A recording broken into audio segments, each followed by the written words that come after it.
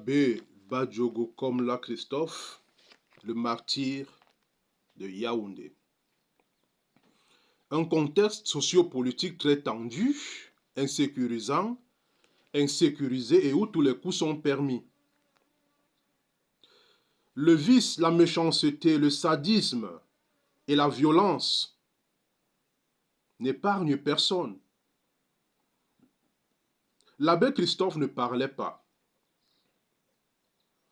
Il n'avait pas la grande gueule, comme le disait il y a quelques jours encore l'abbé Étienne Bakaba, le mannequin de Jésus.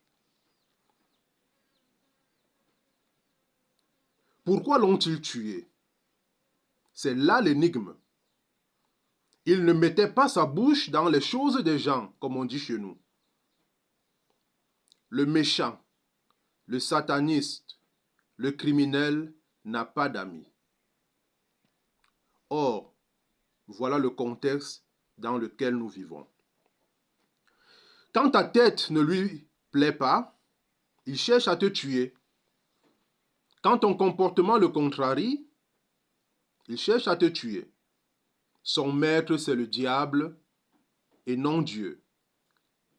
La mort tragique de l'abbé Christophe Badjogo, comme là, dans la nuit du 7 octobre 2024, en plein cœur de Yaoundé, est un crime de plus, un crime de trop.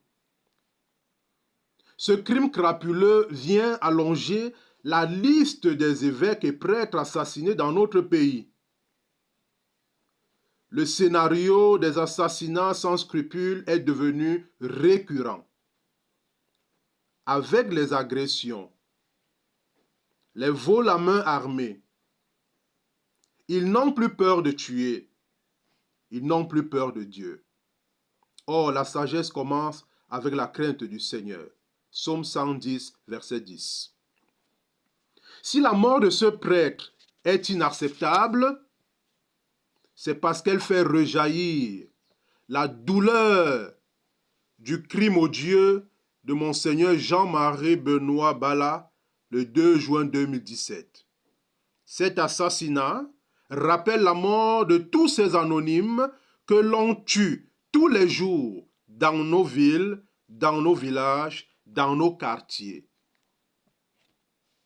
Peut-être que ce crime sera élucidé.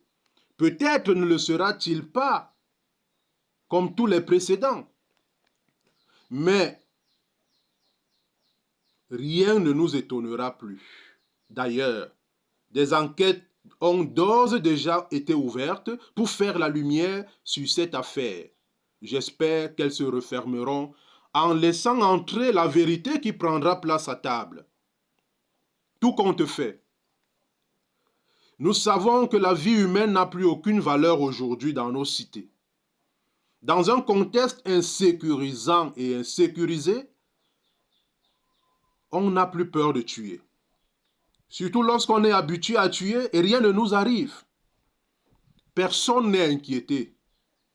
Des enquêtes ont toujours été ouvertes, mais la vérité n'a jamais révélé les coupables. Le crime crapuleux du journaliste Martinez Zogo le démontre à suffisance. Nous vivons dans un contexte sociopolitique très tendu et qui se tend davantage chaque jour.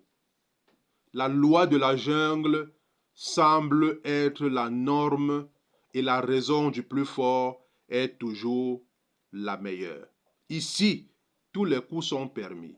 La misère est partout. Le tribalisme a fait son lit. L'argent a disparu pour certains. Il est gardé par d'autres. Les problèmes se sont multipliés. Mais l'argent a disparu.